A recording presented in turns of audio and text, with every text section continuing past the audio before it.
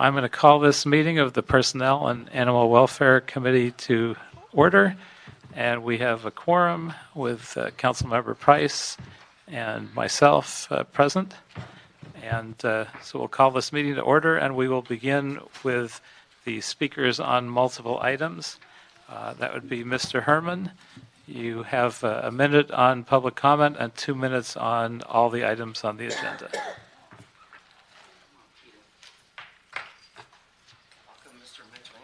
For the record, is not here. 10th consecutive meeting I've been to, and Mr. Englander doesn't. And for the record, this is not on any item. So are you doing your public comment first? But it is. It's dealing with Animal Care Foundation, and because I am a respectable animal handler, and I have a license on my personal service dog. Woof, woof. This is again off the topic. How could it be off the topic? I'm talking about Animal Care Foundation for operation of the West Valley. Now, if I'm off topic, why the hell am I talking about the West Valley spray and neuter? Why? You know, I've been neutered before. I know what it feels like, but I'm a man. I could take it. You're once again off topic. Your I'm personal talking neutering about is not on topic. Item 8, spray and neuter. You could do cats as well. Look at item number 9, Mr. Koretz. Little kitties, they go meow, meow, meow, say, will you please sterilize me so I can stop populating the cat domain in LA so that little kitties can meow, meow, meow and have fuzzy little tails go around with the kids? See, I got to talk to a politician like a little kid because it's the only time they understand me. And it's usually because I'm always on topic, reading off the agenda. And sometimes they find it offensive. Herman, on topic, please. Well, I'm talking about the Talk about fuzzy the topic, little, please. Yeah, fuzzy little kitties. That's item number 9, ma'am. Look it. I'll read it on consent calendar here. Item 9, 18/0300 DAS report relative to using Rios funds from Rochelle Rios, the annual sterilization fund, for a fee. See, you spay and neuter and campaign for cats and kittens. Meow, meow. Now my general public comment. It is just so offensive on a committee when you don't have representation by Mitchell Englander here. A gentleman known for not licensing his animals, posting them on Facebook and hashtag, and has a smiley little face. Now, I'm not going to remind him how the Ottoman kicked their ass in that war, but the only reason why the Ottoman had to fight the Jews was because they wanted to regain what they were stealing, which was their land. Like I have to fight for my rights in America under the First Amendment to reserve my constitutional right to defend myself publicly and speak out against corrupted politicians, which I do. And whether you like my criticism or not, under the Ralph M. Brown Act, 54950, ETSEQ, etc., and under my constitutional right, 42 U.S.C. 1983, I really reserve the right to say, fuck you. And it's true. The Ottoman beat the hell out of the Armenians. Thank you. Thank you, Rios. Item number 1. Item number 1, communication from the mayor and City Ethics Commission report for the appointment of Mr. Todd Sargent to the Civil Service Commission for the term ending June 30th, 2022.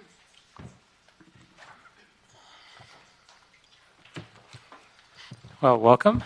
Thank you. Good afternoon.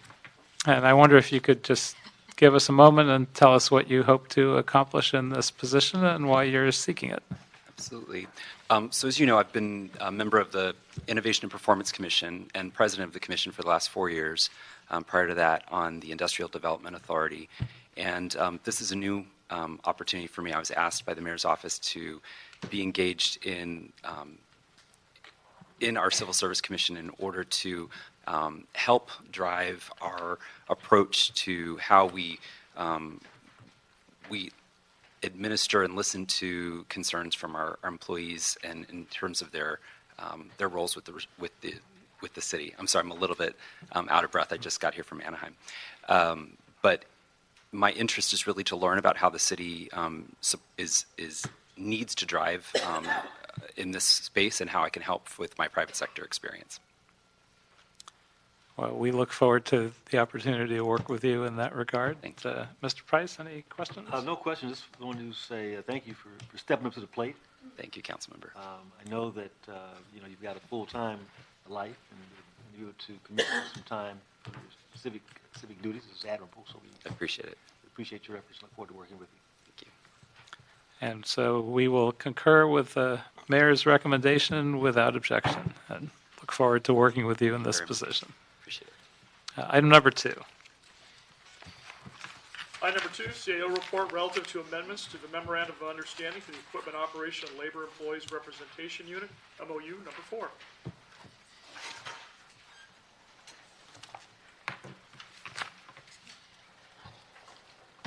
Good afternoon, Jennifer Shar, CAO's office.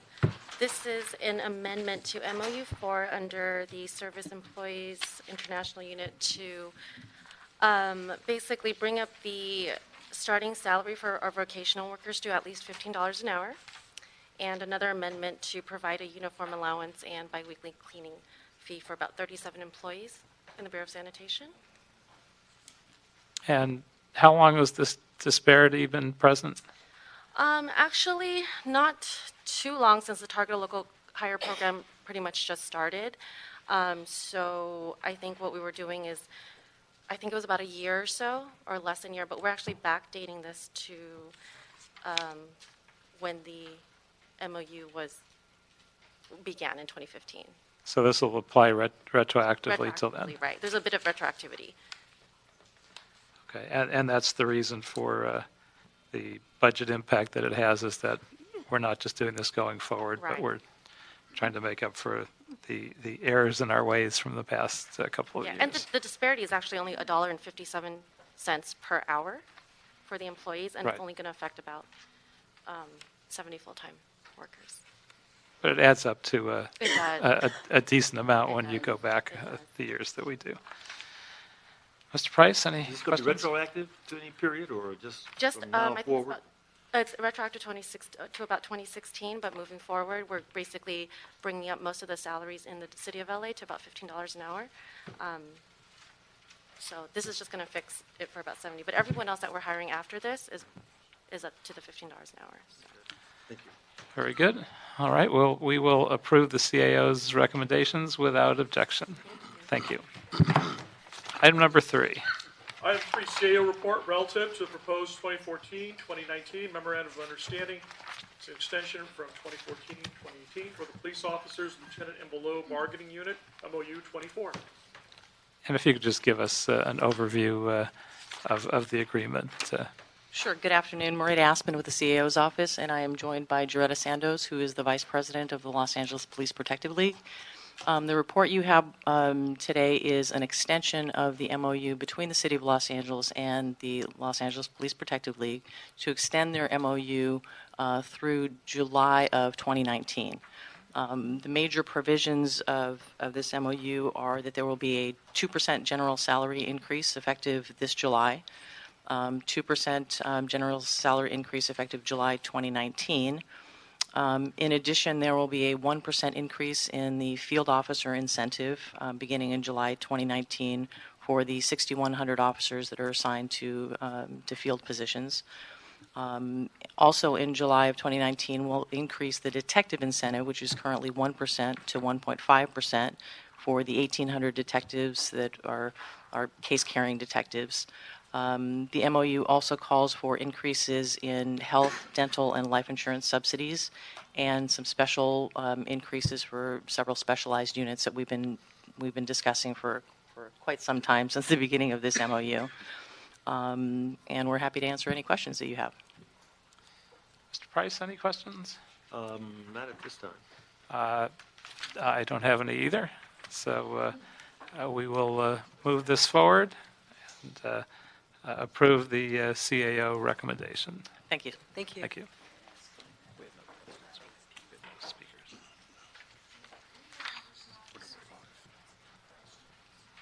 right, number 4. Number 4, communication from the mayor relative to the exemption of one position of Director of Auditing, Class Code 1606, and one position of Controller Aide, Class Code 9199, from the Civil Service for the Controller pursuant to Charter Section 1001B. And do we have anyone prepared to answer a couple questions on this?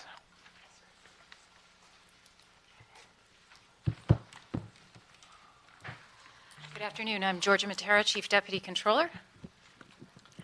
How long have these positions been vacant? The Director of Auditing has been vacant since the end of February and of this year, and the Controller Aide actually is filled with an emergency appointment right now. And so are there current employees with qualifications to take these positions? Right now, on the Director of Auditing, we are out looking. We've hired an external search firm to help us find that person, and so we're in the process of filling that or going through that process with the firm. And then the Controller Aide is an emergency appointment, as I stated. So once this gets approved, our hope is that person will be able to fill that position. Very good. Mr. Price, anything? Get them in.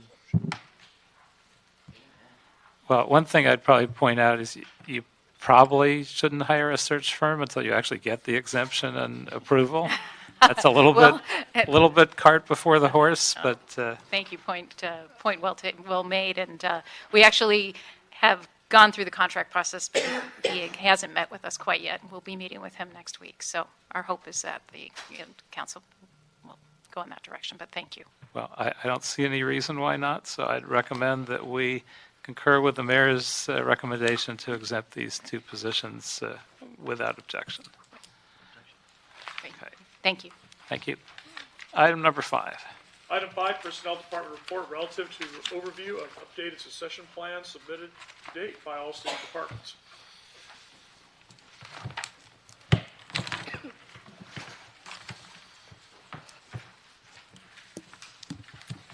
Welcome. Good afternoon, council members. Maria Koo, the Personnel Department. I'm joined by Vincent Cordero, also Personnel Department. So the council motion instructed the Personnel Department to report with an overview of succession plans submitted by all city departments to highlight areas of concern where the identification and development of successor staff will be critical, especially in to be vacated management positions, and to provide recommendations that will ensure the development of a pool of qualified candidates for key positions, and to facilitate knowledge transfer from experienced employees before they retire. So the Personnel Department analyzed the updated equitable workforce and service restoration plans submitted on January 12th, 2018 by 35 city departments and offices for fiscal year 17-18. A citywide summary report has been prepared, which provides a detailed analysis and summary of citywide workforce challenges and priority objectives as reported by city departments, and I'll go over that today. So the city's civilian workforce, excluding sworn and DWP, consists of 26,241 employees with an average age of 48 years old. By the end of this fiscal year, 21%, or 5,507, or 1 out of 5, city employees will be eligible to retire.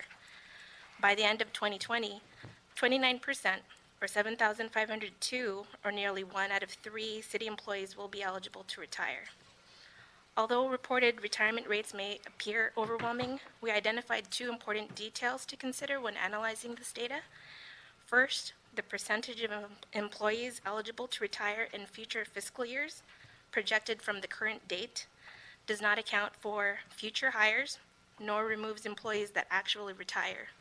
So by 2020, removing retired employees and adding newly hired employees will reduce the actual percentage of employees eligible to retire at that time. So just in the last 2 years, over 5,500 new employees have been hired by the city. Second, an analysis of LACER's retirement data for the last 4 fiscal years consistently indicates that a much lower number of employees retire than are eligible. So only 1 out of 10 employees, or 10%, who are eligible actually do retire, which results in roughly 3% of the city workforce retiring each fiscal year. Our department level analysis Has reveals that been but consistent for the last 5 years, 10 years, at 3%? That's kind of that's an been average, or has it accelerated, or? the last 4 fiscal years. Prior to that, there was ERIP and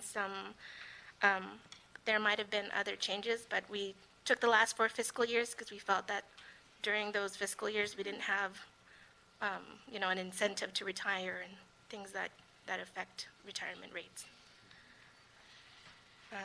So that's fiscal year, 13, 14, and onward.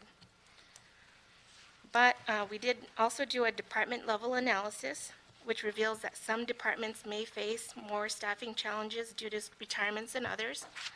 So there are 8 departments that will have 30% or more of their staff eligible to retire by the end of this fiscal year, which includes Public Works Engineering, Board of Public Works, ITA, Public Works Contract Administration, Aging, Convention Center, El Pueblo, and ERB.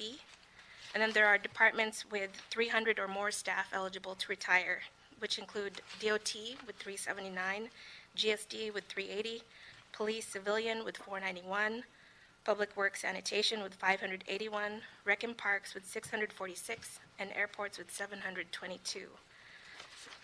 We also analyzed critical classes. Departments were tasked with providing classifications critical to their service delivery. 289 critical classes were identified by departments. We cross-referenced these with retirement eligibility data, current exam information, and eligible list status information.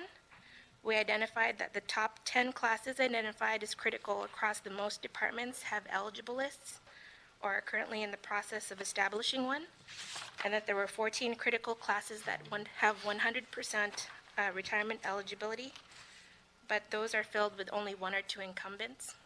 So those would be handled more by promotional opportunities.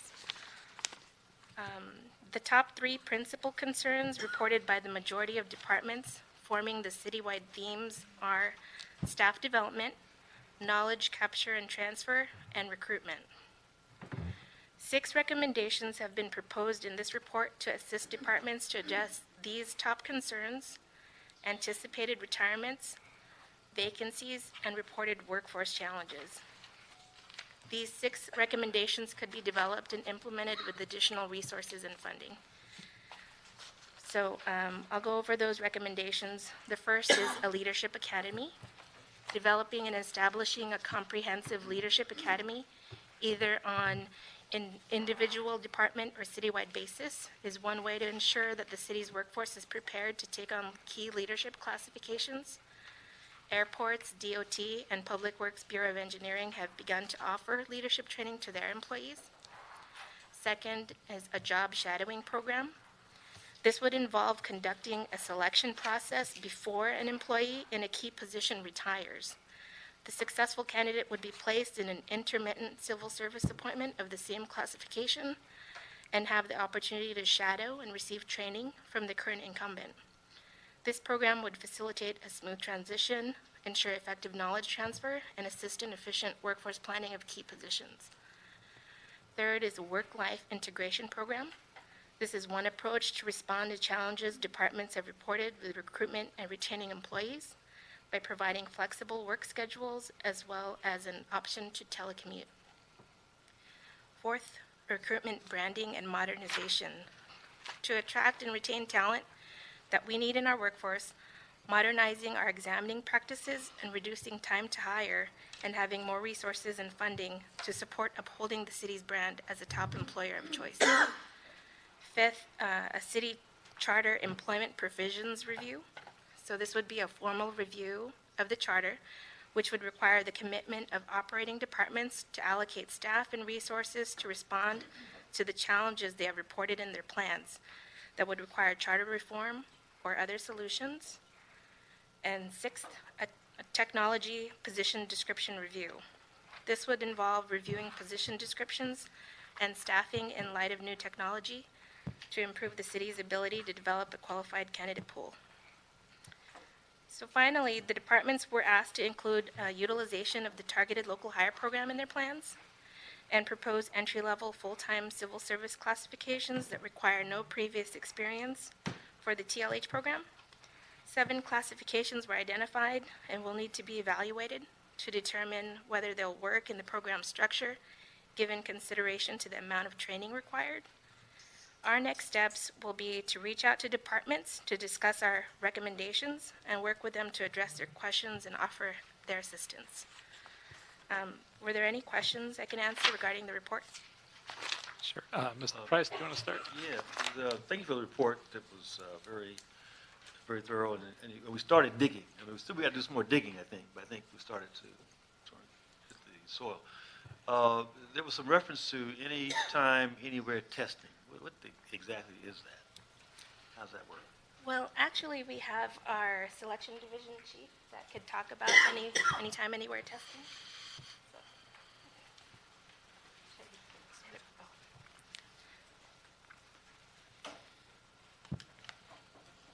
Hi, Tina Rodriguez.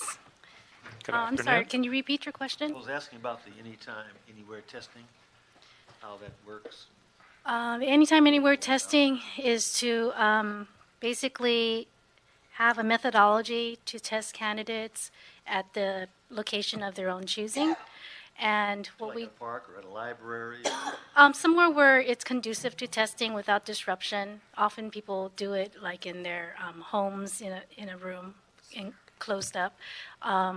Basically, the person is given instructions to go online, download this app and take a multiple choice test, but they are remotely proctored, meaning that there's somebody on the other end, or they are being recorded as they go through the testing process. Their keyboard is also locked so that they can't access other materials as they're being tested, so that to ensure that the integrity and the security of the exam materials are what it would have been if someone was there watching them. How frequently do we do that?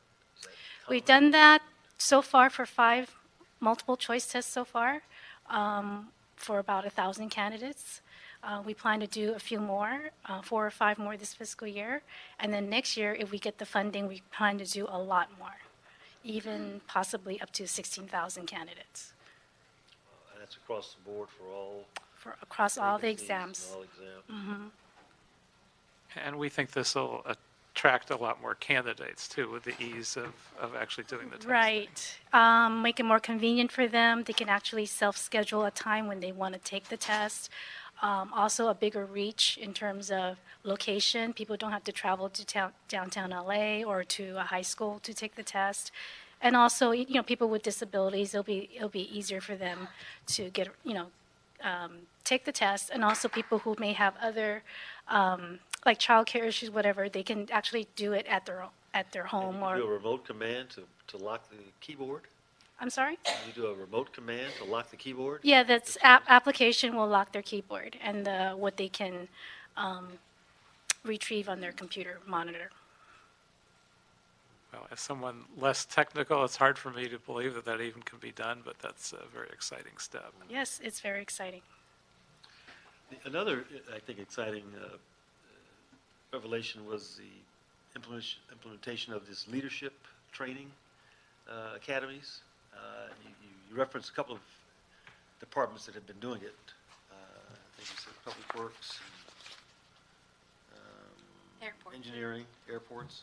Can you tell us a little bit how those programs are working? It's like a monthly program, or every quarter they do it? It lasts for a week, or it lasts for a couple hours? How do you envision those programs rolling out? We only know as much as they offered in their plans. So I know, I'm not actually sure how they're implementing their leadership academies. Some have had, I think there was a monthly implementation, or they have cadres, but yeah, I don't really know the details of their leadership training. It's basically But you think it's a good idea? Yeah. It's a great idea. All right, fine. I also think it's a good idea. I think we should try to formalize it and really make it a part of the process. And while these 3 departments, or two departments are doing it. I think we should be encouraging all departments. I think it'd be much more helpful if we had some kind of an outline, some kind of a framework for,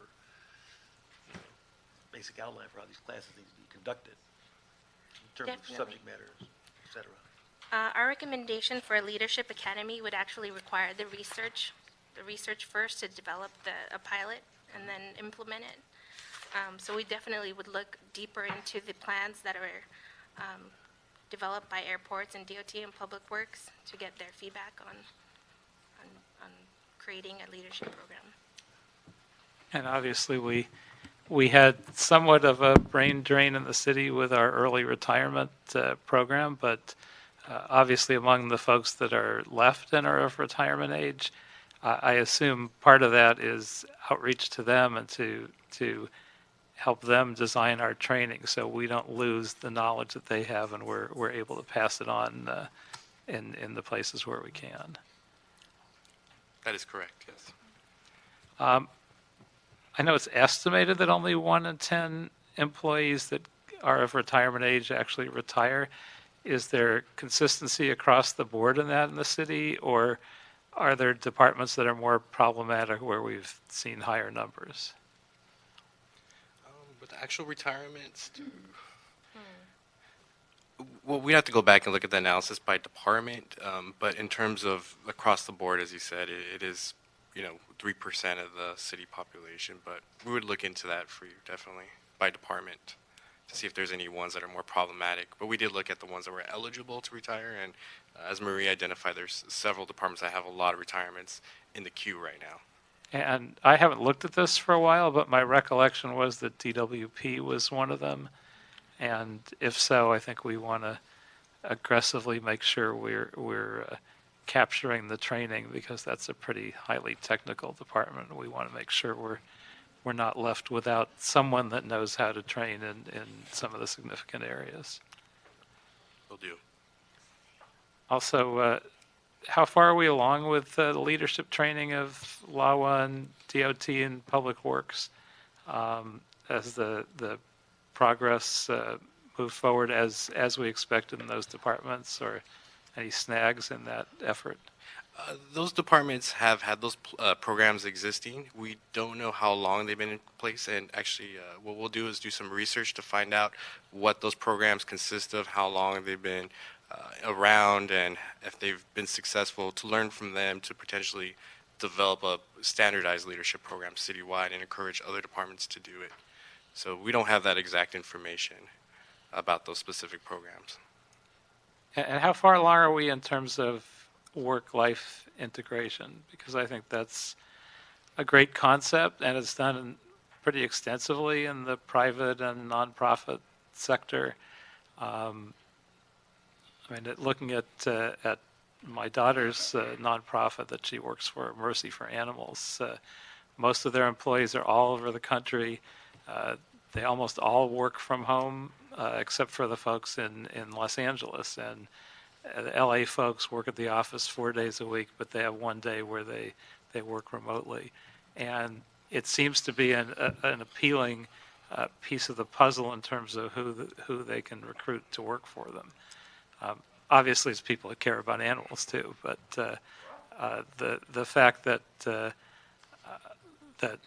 normalizing their lives helps. I think that's something the city's just starting to look at. But where are we on that piece?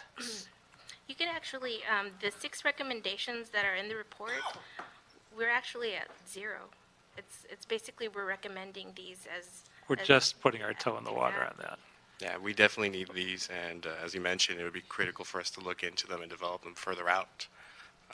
As Maria mentioned, part of the next steps is we're going to back out to all the departments and present the 6 recommendations to them to see which ones they're interested in, and or if they are currently doing it. So some of these departments may be doing a work-life integration program. We've heard about some sections starting it, but we need that information to develop and learn and to develop our own program. The city always has had pluses in city employment that have brought people to the city, but if we don't keep up with some of the more modern concepts, I think we could start to have difficulty in recruiting. So Definitely. I'm excited that we're looking at that. As far as the entry-level targeted local hire, what's the process for adding the classifications that we've been looking at to the hiring process and to any of our processes that are moving forward currently? So we had several classifications recommended by departments, including such as tax renewal assistant, assistant inspector. What we do is we look at these classifications, we look at the class specs and duties to see if they're appropriate for the current model. Our current program is a 6-month training period. Some of these classifications require years of experience and or certificates or education. So it might have to be another version of TLH. It may not be TLH itself, but another form of working with an LA Trade Tech or LAUSD to ensure that the candidates in this pool have these requirements. But we have to look at the specs to identify if it would fit. If it does fit, like animal care assistant, which is going to be a transition class between vocational worker and animal care tech, we add it. So we're in the process of adding that one, which will be the 7th class, and we're continuously looking at classifications that are recommended to us. Very good. And any conditions where we've asked departments to expedite their hiring process so that we can fill some of these holes more quickly? So I think that gets back to our trying to modernize our process, including the anytime, anywhere testing, so we could speed up the establishment of the list as well as spread a wider net for recruitment efforts. The TLH process is a expedited process to provide candidates to them. And as far as that goes, we do hear from departments really quick, and they get them appointed within a month or two typically once we receive a request. Anything that's obvious in the process now that needs to be tinkered with or expedited? In regards to TLH or? In regards to both TLH and general recruitment and hiring? Just definitely modernization. Continue to look at our process and modernize it, make it more accessible as we're doing with anytime, anywhere testing. Very good. Well, thank you. And we will note and file the report, and thank you for the presentation.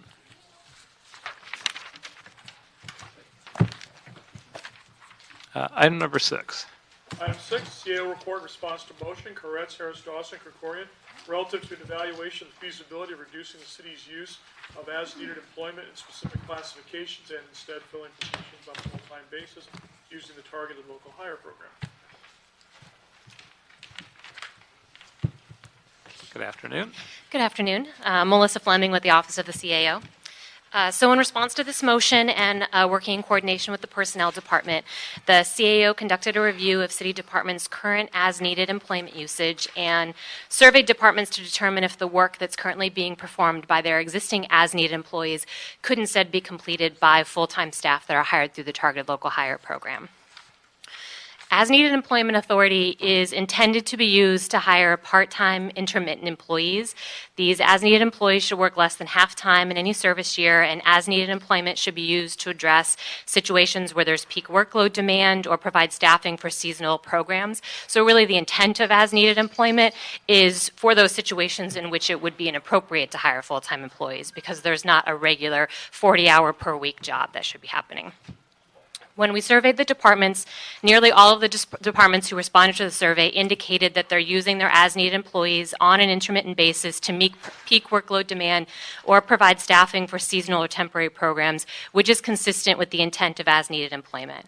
However, there were 5 city departments, Airports, Animal Services, Cultural Affairs, Personnel, and the Bureau of Sanitation, who identified some work that they're currently performing with as-needed employees that might be more appropriate because it's ongoing in nature to be converted to full-time staff.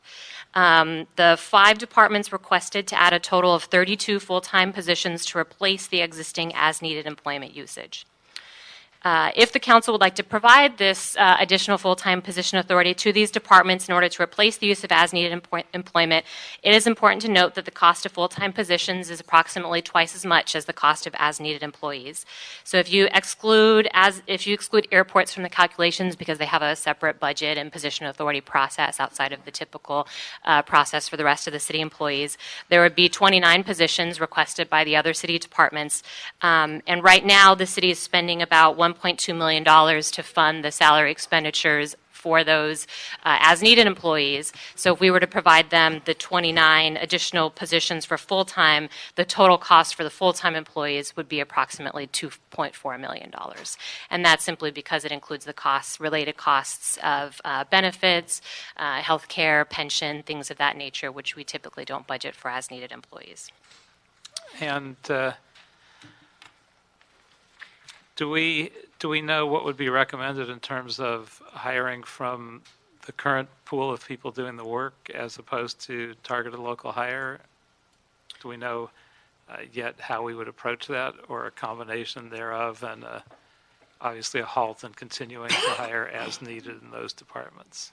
So in talking to the 5 departments who requested the new full-time position authorities, for the most part, those 5 departments came back to us and said, if you were to give me the full-time position authorities as well as funding that they would need in order to hire the full-time position authorities, they would use the Chartered Local Hire Program in order to hire those positions. The only department that had a little bit of a concern was the Bureau of Sanitation, and they came back and said, we have some great as-needed employees who are currently working for our department, and so what our goal would be, and I think they requested 16 maintenance laborers. They said we would like to commit to hiring 8 of those 16 using targeted local hire, and they'd like to be able to convert 8 of their existing part-time employees to work on a full-time basis, and that would be the goal that they would like to do.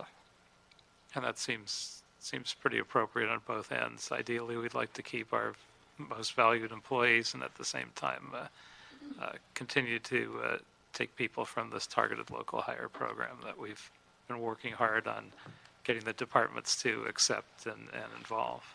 Right, and that was consistent with a lot of the feedback we got from departments is a lot of them have come back and said they've gotten great applicants through targeted local hire, but they've also said, we also have some great people that are currently working part-time, and so that they would like the opportunity to have a balance, to be able to hire utilizing both those opportunities. So those individuals who have been working for the city on a part-time basis still have an opportunity to gain full-time employment, and we can continue to use the targeted local hire program, which is a great process to be able to provide some underserved individuals from different communities a leg up to city employment.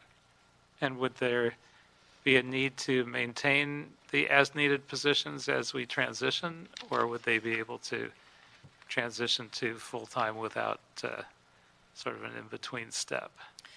I think it's possible there might need to be a little bit of an overlap as departments are going through the process. For the departments that just requested 1 or 2 positions, they might be able to transition fairly quickly. But some of the departments that ask for a little more, it seems reasonable to me when you're bringing someone new on, they maybe need a little bit of time to get trained up. And during that period of time, the departments might need to continue to maintain some as-needed employment usage just to make sure they're continuing to provide that same service delivery to the public. So it might take a little bit of time of kind of an overlap. And can we get a little bit of an analysis, not here today, but of the departments that did not recommend transition to full-time positions, of exactly how they use the positions that they have? Because some of it, I think, is convenient. Some of it historically has just been a way to save money by using as-needed positions and not having to pay them benefits. And we're trying to make that a little more honest process and hire the full-time people that we actually need. I can say when we asked all of the departments to report back, and as you know, the report has quite a little detail about each one of those departments and sort of the responses back to us. in both conversations and what they provided us in writing, I never got a response from a department that said, I'm using this because it's cheaper. The departments came back to us and said... That might require more honesty than we would get from those The departments really came back to us and said things like, hey, I use a lot of employees between the hours of 4 and 7 in the afternoon because that's when we have after-school hours or situations like that where they're using as-needed employment, particularly for peak times such as the summer, where they have a lot, particularly for departments like the zoo, EWD mentioned that as well because they do a lot of work with the Summer Youth Employment Program, as well as Rec and Parks. So the departments in their responses to us were going through a lot of the need that they had to maintain as-needed employment based on the intermittent workload or sort of those seasonal peaks, highs, and lows. So you felt it was pretty well documented that the need was real. We were actually pretty happy with, honestly, the responses because this motion came out about a month ago, and so we sent something out to departments with a pretty quick turnaround, asking for their review and analysis on a pretty short time frame. And we did ask them for quite a bit of information about how they're using their employees, what's their average amount of hours per week they're working, have they ever tried to transition employees from as needed to full-time in the past, how did that work? So we did ask them a lot of questions related to a lot, and so we were really happy actually with the response that we got back, and a lot of them obviously provided a great deal of thought in the responses as they were going through the process. Very good. Mr. Price, any questions? So of the departments, I guess the 5 or so that you identified that are moving forward, they are actually in the process of identifying full-time positions in, you think, or did they? So what's before you effectively are the requests from the departments where they said that they could convert their existing as-needed employment usage to full-time employees. If they had authority. If they had authority to do that. Effectively, what the CAO is recommending is that sort of because of the way the city's budget process is, just coincidentally, Budget and Finance Committees are going to start hearings on the budget next week. And so effectively our recommendation is that the Budget and Finance Committee and the Greater Council, when the budget goes to council, reviews that in the context of all the department's budget requests. And if you would like to proceed down this path, providing them that position authority and funding as part of the budget. All right, we have a couple speakers from the public. Molly Rhodes and Carmen Hayes Walker.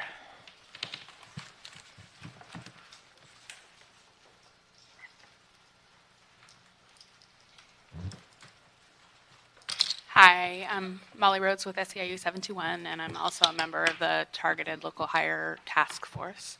I regret to say that we don't share the same enthusiasm about the results of the report. We think there's a lot missing, and Carmen's going to talk about some other issues. I wanted to focus on contracting. We had open discussion here in this room about contracts that could be brought in. We talked about custodial contracts. And the only reference to contracts in the report is back to the other report that they did a long time ago, which was incomplete. So I don't feel like I have what I need to move forward as a targeted local hire commissioner or committee member. But yeah, we're heading into the budget. I wanted to share something with you. One page. And you can take a short time to finish your thought there. I wanted to provide you an attachment to the General Services Department budget submission from the fall to the mayor's office and the Custodial Services Division. You'll see in number 1, they'd be perfectly happy to insource, and they say they need, I think, 4 positions. So that's something I wanted you to know. I also wanted to flag the part-time training program. I'm not aware of an existing agreement with General Services for them to do that with vocational workers part-time. And as you know, vocational workers can't just be used. They're used with agreement through the union specifically. So thank you. Thank you. Hi, Carmen Hayes Walker, President, AFSCME Local 3090. So this report is like one of the worst manipulations of statistical data I've seen. The fact is that these workers are working in full-time 80-hour positions. The departments hire these workers for a limited total of hours. When their hours are up, they either lay them off, as in the Department of Sanitation, they recycle them and they become contract or versus exempt status. Changing multiple people in the same position doesn't change the fact that the work is full-time work. So if an average hour of 17 hours of work is flawed, for example, if one person is contracted 1,040 hours of work and that 1,040 hours full-time equals 13 weeks, totally only 6 pay periods. But if they're asked to spread that same one employee over 17 pay periods, of course you're going to get 13 hours average minus the holidays which they don't work or they don't get paid. So again, that one position is a full-time 80-hour work job that they just misrepresented to you in this procedure. And you're saying that it was misrepresented how again? That in fact it's not? What's the So the average that they say in this report that those workers are working is only 17 hours per week. That is completely untrue. So the positions are 80-hour work, but if the employee only works 6 pay periods in their contract period, and you spread that 6 pay periods over 17 pay periods, of course it's going to average out to only be 17 hours. But it's not in fact true that there are 17 hours. They actually did work 80 hours. They just added another person for the other next 3 months of 80 hours, and the next 3 months another 80 hours. It's different people, but still 80 hours of work. And that honestly is a little bit of a scam in city hiring, which we've been trying to get at, which is where their actual need is full-time and their hiring is part-time or seasonal. So we will continue to look at that. I will note that this report doesn't include contracting at all. They're going to come back with another report to address contracting. So they didn't just miss that piece. They separated that piece. Where there are departments that are actually hiring people for full-time work and just spreading it out so it remains full-time and they can avoid paying benefits and lay them off and have them move on to something else and lay them off. That's a practice we're trying to get and eliminate. So hopefully that has been looked at. And thank you for your testimony. Okay. And I wonder if we could bring staff back up.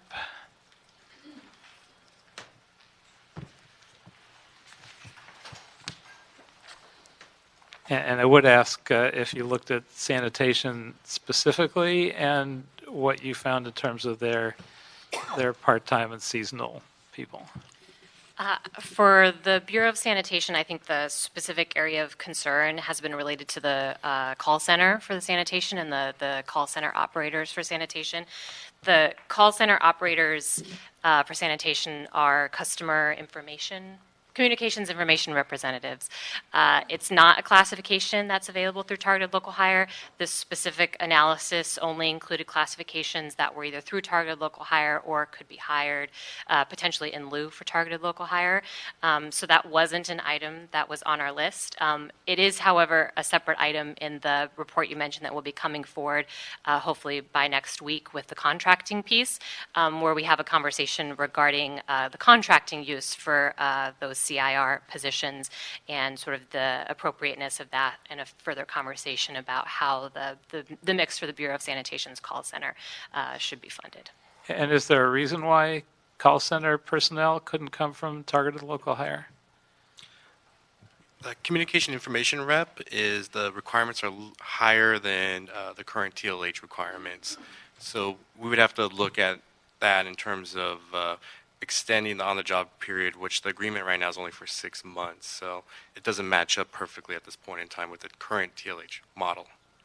So could this be a TLH possibility, or do we think it's too high level of work for an entry level person? The experience is too high level for the entry level, so we'd have to extend on the job training period.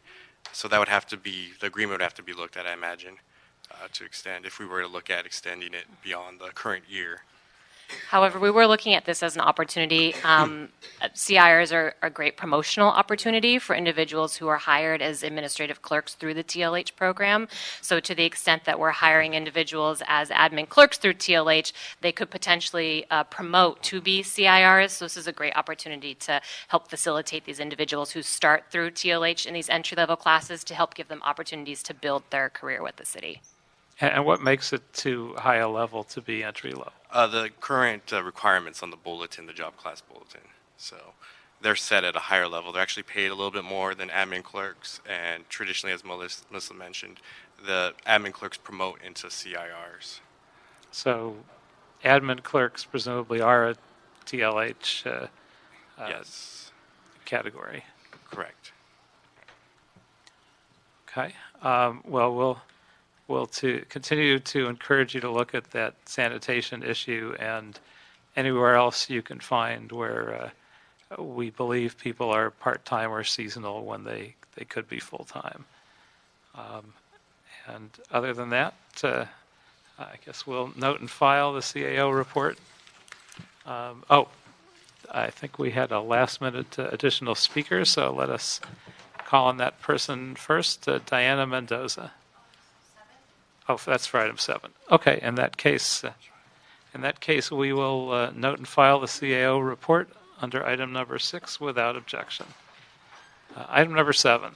Item number 7, City Attorney Report and Ordinance relative to amending the Los Angeles Municipal Code to revise various fees to be charged and collected by the Department of Animal Services to add several technical changes to LAMC Section 53.50.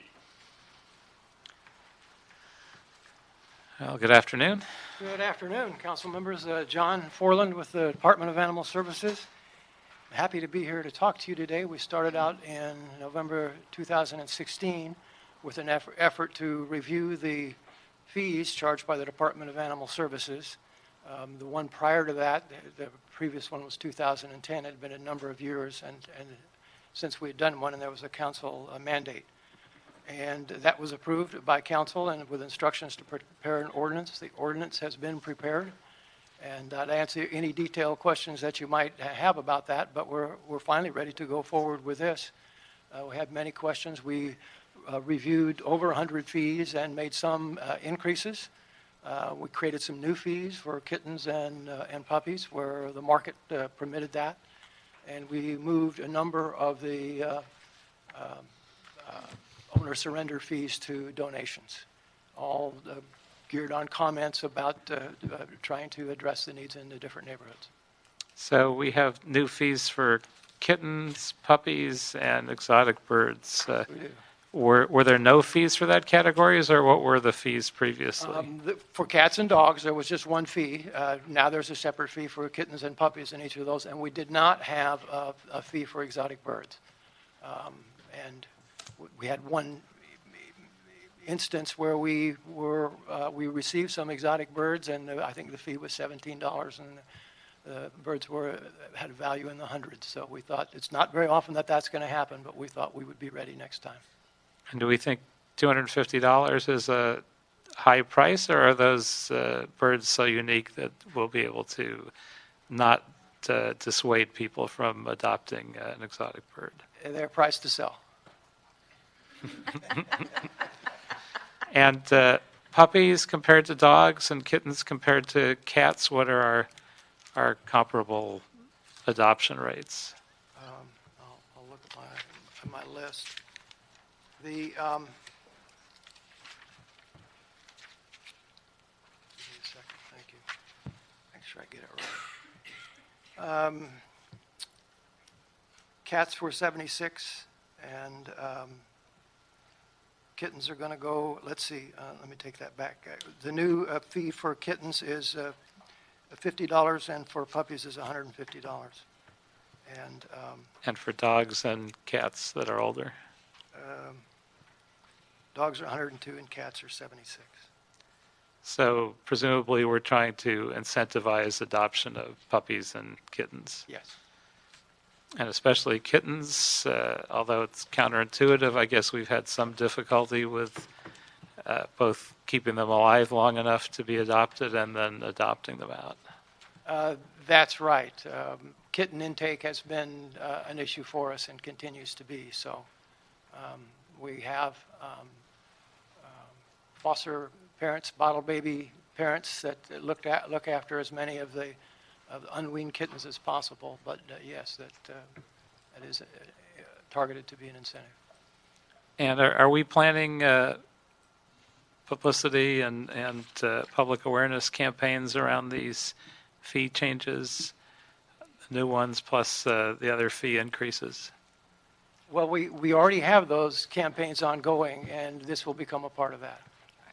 Now that we have a public information officer, this will be a high priority to make sure people aren't surprised when they come to the shelter. We'll also change everything on the website as well. It's where there are increases, we obviously don't want those to be enough to dissuade anyone from adoption. Correct. So. And actually, for puppies and kittens, they require a little bit more care, and we'd kind of like for people to think about that a little bit more. Once you adopt a dog that's mature, they just move into your house and like they've always been there. But a puppy or a kitten takes a lot of extra effort. And will we, and I don't know if we currently do we provide a certain amount of training to a new adopter and a sort of an instruction manual of the basics? Because I'm not sure that anyone walking in and adopting a cat will actually know how to handle it, much less rabbits and other animals that we may be less familiar with. Good point. I think we do an outstanding job with the rabbits, particularly because of the number of volunteers who really take placing rabbits very seriously because of the different risks that can be involved, such as how to hold them so you don't hurt them or break their backs, the kind of food they need to eat. So I think rabbits are very well covered. We're working with the commission now on updating our adoption packets so there's more information in those packets. And we're also starting to have more educational programs in the different shelter multi-purpose rooms so that we can educate the public. Very good. Mr. Price, any questions? No questions. Just good job. Keep up the good work. And, I do have one other question. So we obviously went a long time before we reevaluated our fees. Are we looking at doing that on a more consistent basis rather than going 8 years between evaluations? Yeah, semi-regular for sure. Yeah, it had been way too long, and it was actually because of this committee and questioning the owner surrender fee that sort of gave us the nudge to do it. But I think it definitely should be reviewed every 3 to 4 years for sure. Perfect. And we have one speaker on this item, Diana Mendoza.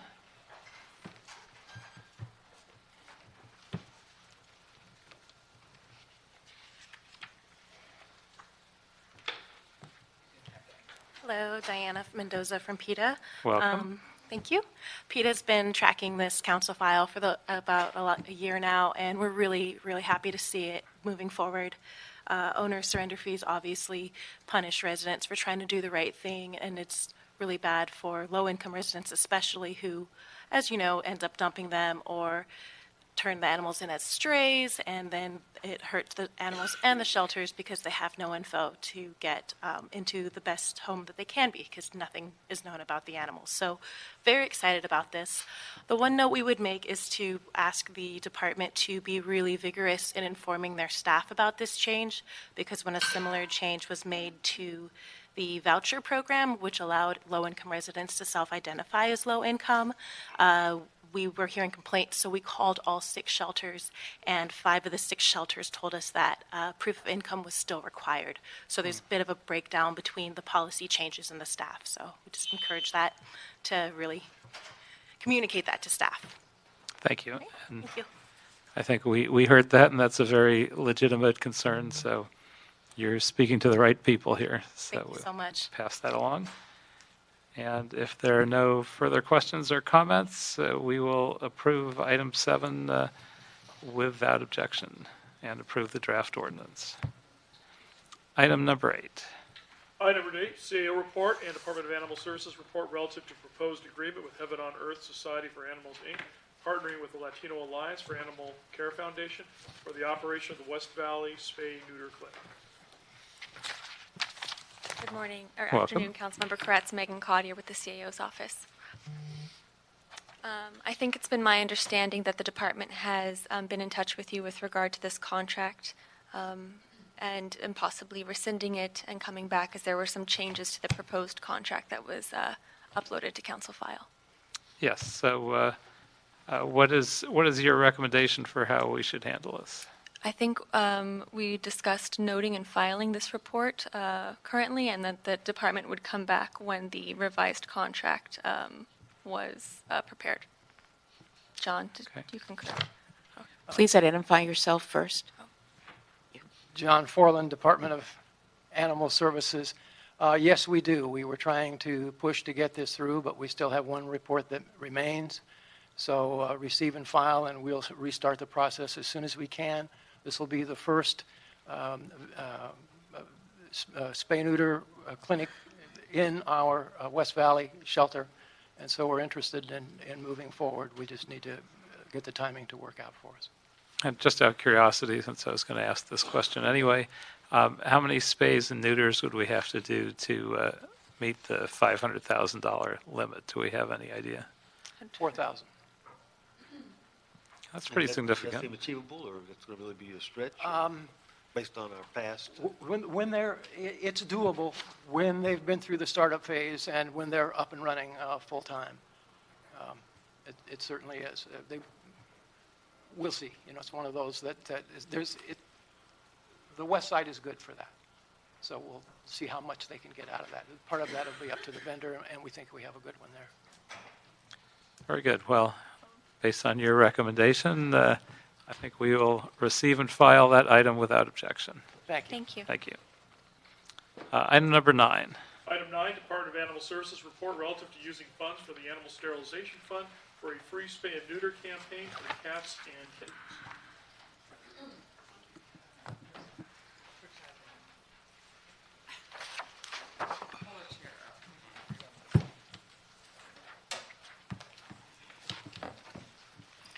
Tammy Watson, Department of Animal Services. If I could just sort of take one little sidestep. This is Brenda Barnett, General Ms. Manager, Barnett, Animal Services. Identify yourself for the record, please.